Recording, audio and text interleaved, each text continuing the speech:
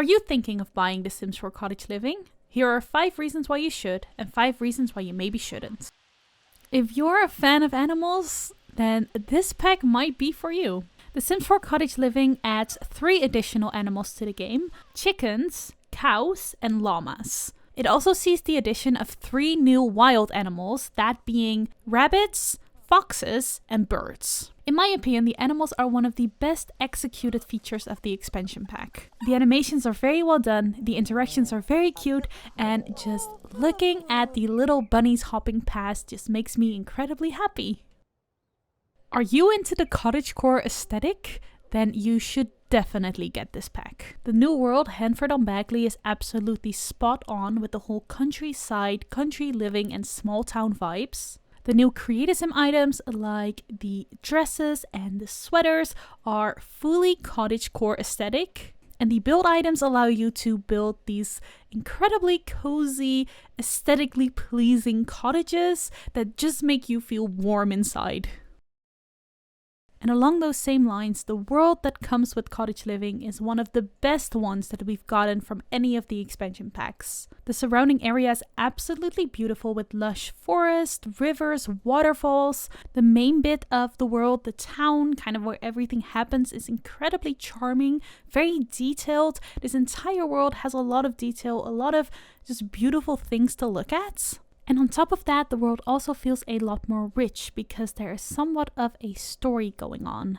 This story mainly happens through a new gameplay feature called errands, where you fulfill these tasks or orders for the townies that live in Hanford on Bagley.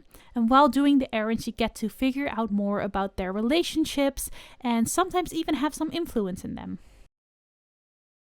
Lastly, this pack might be for you if you are looking for a challenge. New features like the Simple Living Lot Trade or the Wild Foxes Lot Challenge add additional difficulty to the game.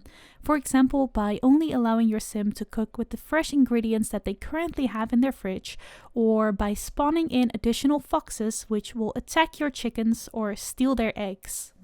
Now that we've gone over some of the reasons why you should buy The Sims 4 Cottage Living, let's talk about some of the limitations and downsides of the pack.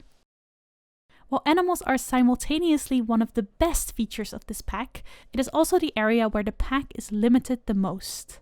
Where chickens are allowed to roam freely, much like the animals added in the Cats and Dogs expansion pack, cows and llamas are confined to one specific area, which is attached to a pre-built barn that can be bought in build and buy mode. This not only severely limits the movement freedom of these animals, it also greatly restricts the amount of cows and llamas you are able to have on one specific lot. This is mostly because each barn only allows one animal to be attached to it, which means that quite a large amount of floor space is needed to buy additional cows or llamas. On top of this, a lot of simmers have shown disappointment with the limited amount of animals that were added to the pack. Especially the lack of horses has become a big point of criticism for Cottage Living.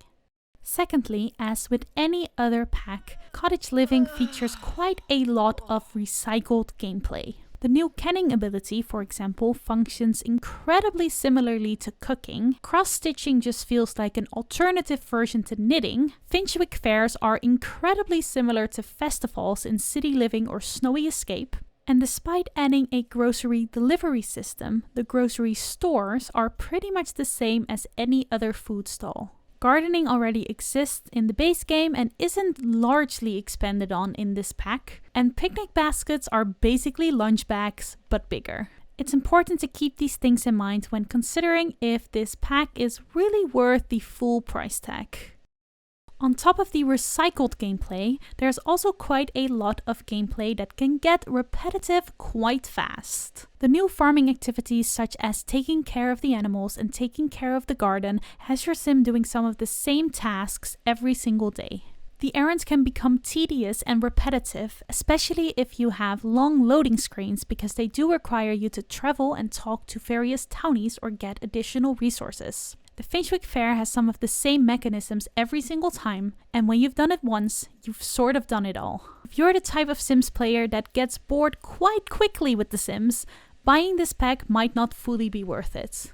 The Sims 4 Cottage Living falls into some of the same pitfalls as the general cottagecore aesthetic, which is to romanticize the English countryside lifestyle. This is great if you're looking for some really good escapism, but if you like your gameplay to be a little bit darker, a bit less idealistic, and a bit more realistic, this pack might not be for you.